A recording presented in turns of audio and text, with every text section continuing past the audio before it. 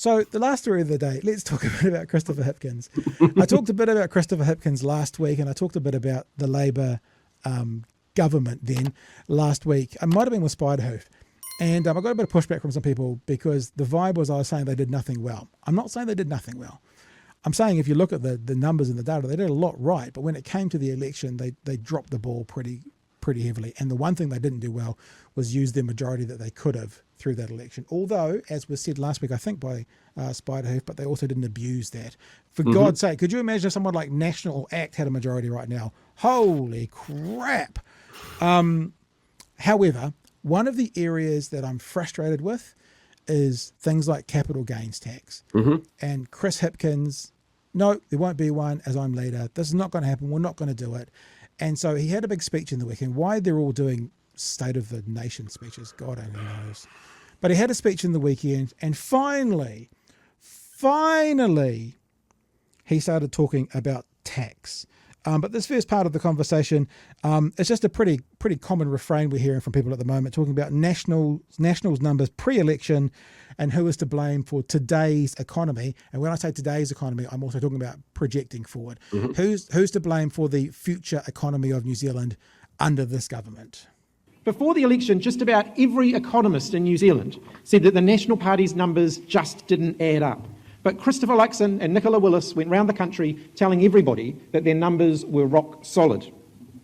Day after day, it becomes abundantly clear that the economists were right and that the National Party was willing to say whatever they needed to say. Not a criticism of Labor, but it's fair to ask the question, why did Labor lose then? If we all knew, and we knew, we looked at the numbers, we told you, if we all knew, why did they lose? And I'm not saying that like, well, why'd you fucking lose? I mean, actually, what happened? What were the reasons? Yeah, what were the reasons that that National was able to pull the wool over so many people's eyes? Because everyone in the media, be it independent like this or Legacy, was saying these numbers aren't working. So I agree with what Chris Hipkins is saying right now, and I think it's fair. But taking a step back then, why did the left lose? If all that was known? I think that's sort of the question maybe if I was in that caucus I'd be wanting to ask. Because if what you want to do is how to not let it happen in 2.5 years from now, that's the thing. In order to win the election, and now they cannot deliver. Let me be absolutely clear. The financial crisis that the current government claims that they inherited is one that they have created for themselves. 100%. National told New Zealanders that their promises were affordable and that they could balance the books just by cutting back on so-called wasteful spending. Increasing the number of teachers, nurses, doctors and police that we employ and paying them better is not wasteful spending. It's certainly not wasteful spending to rebuild our schools and hospitals, our roads and our water infrastructure, and to invest in public transport. Properly supporting those with disabilities is not wasteful spending. That's a good line. After last week, that's a real good line. Vital preventative health care, like free prescriptions and cheaper doctors' visits, is not wasteful spending. I could go on. The list is a long one. But let me cut to the chase. National's plan to cut spending on public services that New Zealanders rely on to fund tax cuts will leave us all worse off. All true. But every word of it. All of that was true before the election as well. Yes. And they lost. And I think, who were we speaking to? We had a guest on. I might have even been Clinton the time he came on as a guest. And all of the things we were saying were true. And he said, yes, but we still have to realise that they still won. They still won. Yeah. So why, with all these truths out there, did they still win? And I'm not asking that question tonight because there may not be an answer to it. But I've got one more clip to play from there, Paul. But when we jump in now, what would you like to speak to those truths that Mr. Hipkins just laid out? I think the important thing to look at is those were truths at the time, but it wasn't Labor that was pushing back on it as much as it was the CTU. They were the ones that were running the numbers, that were releasing things to the press saying, look, this is wrong. And then Labor was doing it. And then the press picked it up sort of a week or so later. So I think if Labor had been a little bit more onto it with pushing those numbers to begin with, it would have felt more like a battle going into the election. And that could be part of the reason for the outcome that we got. Well, let me tell you something that's going on at the moment.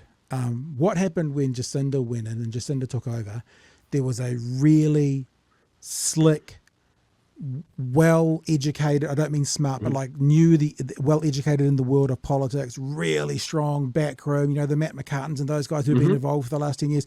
It was a really solid, strong backroom that was really onto it, right?